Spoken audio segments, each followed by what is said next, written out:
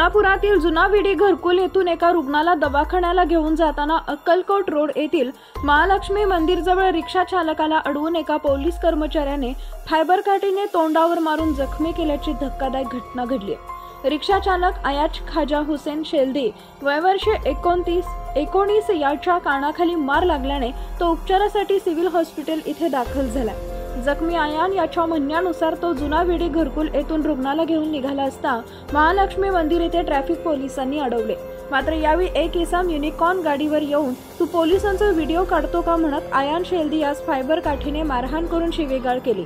आयान याच्या अंदाजे तो पोलीस असून त्याचे नाव इंगळे आहे। आता या मारहाण करणाऱ्या इसमावर पोलीस प्रशासन कारवाई करणार का असा सवाल करण्यात आला। अन्यथा आम्ही ऑल इंडिया पॅन्थर सेनेच्या वतीने आंदोलन करणार असे जिल्हा महासचिव अजय प्रक्षाळे यांनी बोलले। जय भीम। मी Ajay Prakshale, all India panther सेना जिल्हा युवा महासचिव। आज सोलापूर शहरामध्ये एक धक्कादायक प्रकार घडलेला आहे। तो म्हणजे जुना विडी घरकुल येथून आयान हुसेन शेल्दी हा रिक्षा चालक आपल्या रिक्षामधून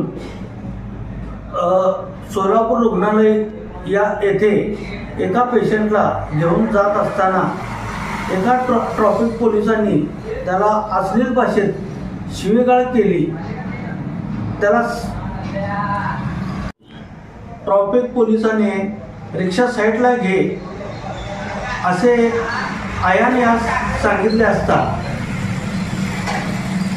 तो साईडला घेतल्यावर त्याच्या खिशातला मोबाईल काढून ट्रॅफिक पोलिसाचे चित्रीकरण करत असताना, व्हिडिओ शूटिंग करत असताना त्याच्या बाजूने जाणारा इंगळे नामक सिव्हिल ड्रेसमधील पोलीस कर्मचारी तू पोलिसाचा व्हिडिओ काढतो का असे म्हणून त्याच्या गाडीला लावलेल्या फायबर काठीने या आयानला बेअमानुषपणे त्याच्या तोंडावर जबर मारून त्याचं तोंड सुजून भंग झालेला असून तो सध्या शासकीय रुग्णालय अर्थात छत्रपती शिवाजी महाराज सर्वोच्च रुग्णालय येथे उपचार घेत असून इंगळे नामक पोलीस कर्मचारी व ट्रॅफिक पोलीस हवालदार यास कायदेशीर कारवाई करावी, अन्यथा आम्ही ऑल इंडिया पॅन्थर सेनेकडून आंदोलन करू असा इशारा मी ऑल इंडिया पॅन्थर सेनेकडून देत आहे। जय भीम, जय भारत।